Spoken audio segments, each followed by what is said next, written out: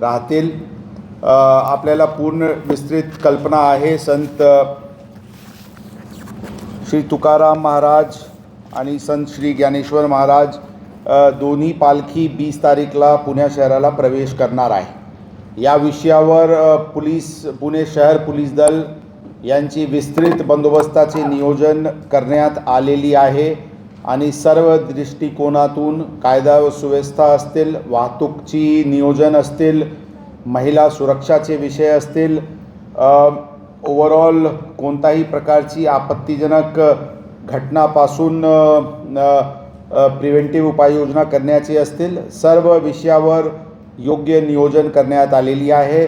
सर्व विश्वस्तांची आणि सर्व संबंधितांची वेळोवेळी चर्चा करण्यात आलेली आहे।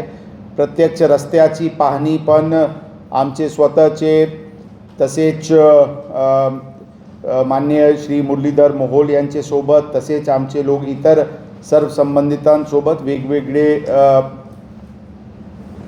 रस्त्याची पाहणी करून आवश्यक उपाययोजना करण्यात आलेली आहे। वाहतूकचे जे डायव्हर्जन्स आहे त्याचे विस्तृत नोटिफिकेशन पण काढण्यात आलेली आहे। एक व्हिडिओ पण तयार करण्यात आलेली आहे ज्यामध्ये जे डायव्हर्जन पॉईंट्स आहे किंवा पार्किंग स्थळ आहे त्याची पूर्ण कल्पना यामध्ये देण्यात आलेली आहे। QRT पथक, BDDS, अँटी सबॅटॅज चेक टीम्स अशा प्रकारचे नियोजन पण वेगवेगळी ठिकाणी करण्यात आलेली आहे।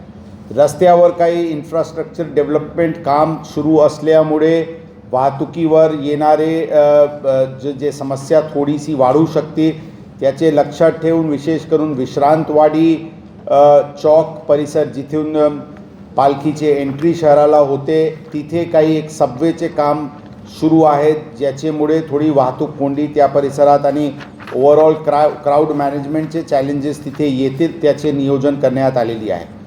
त्याचबरोबर मुक्कामाचे ठिकाण असतील किंवा गाडीतल जिथे जास्ती क्राऊड असते त्याचे पण नियोजन करण्यात आलेली आहे आणि दिवे घाट परिसरात जे घाट परिसरात रोड वायडनिंगचे काम सुरू आहे आणि रिसेंट जे माउंटेनस टेरेन एरियाजला ब्लास्टिंग करण्यात आलेली आहे आणि पाऊसचे हे सीझन आहे त्याचे लक्षात ठेवून कोणताही प्रकारची लँडस्लाईड सारखे स्थिती होऊ नये तसेच लोकांची सुरक्षाला काही विपरीत परिणाम होऊ नये यासाठी आवश्यक खबरदारी घेण्यात येत आहे। NDRF टीम्स विश्रांतवाडी आणि दिवे घाट